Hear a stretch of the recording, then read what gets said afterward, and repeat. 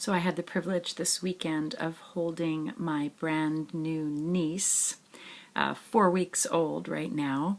Her name is Grace.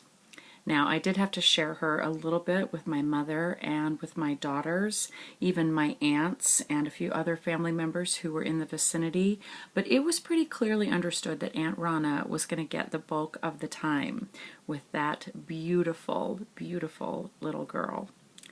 As I held her and as I've thought about what it was like to hold her, I contemplated this idea of holding Grace. Grace is her name. I got to hold her this weekend, and all of us do as well.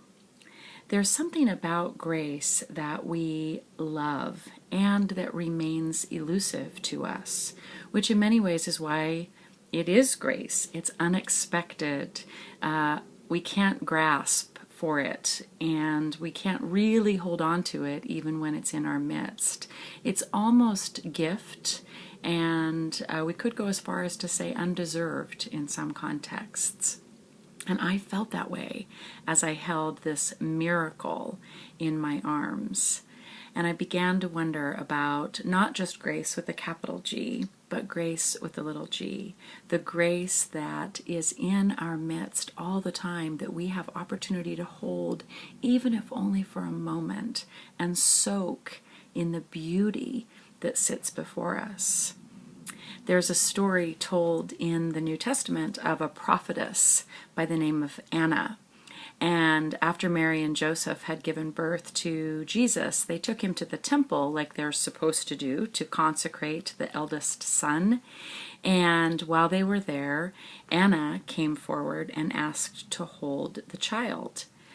Now, what we know about her is that she had only been married 7 years when she became a widow, and then was a widow until the age of 84, which we assume is when she died. And in all that time, from the time that she became a widow until she died, she never left the temple. She fasted and prayed and spent all of her time there. And the legend has it that when Mary and Joseph came in with this baby son of theirs, Anna immediately knew who he was and gave thanks for him. And I thought of Anna as well as I was holding Grace, considering the fact that when we are in a place of expectation and anticipation and in touch with the sacred and the spiritual in our midst, we recognize it when it shows up, and then we can give thanks. So, my hope for you is that you have the chance to hold a baby anytime in the next few days. I seriously doubt she'll be as beautiful as Grace, but give it your best shot.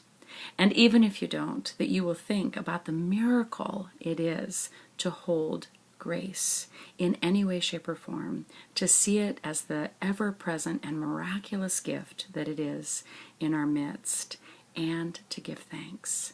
May you know much grace today.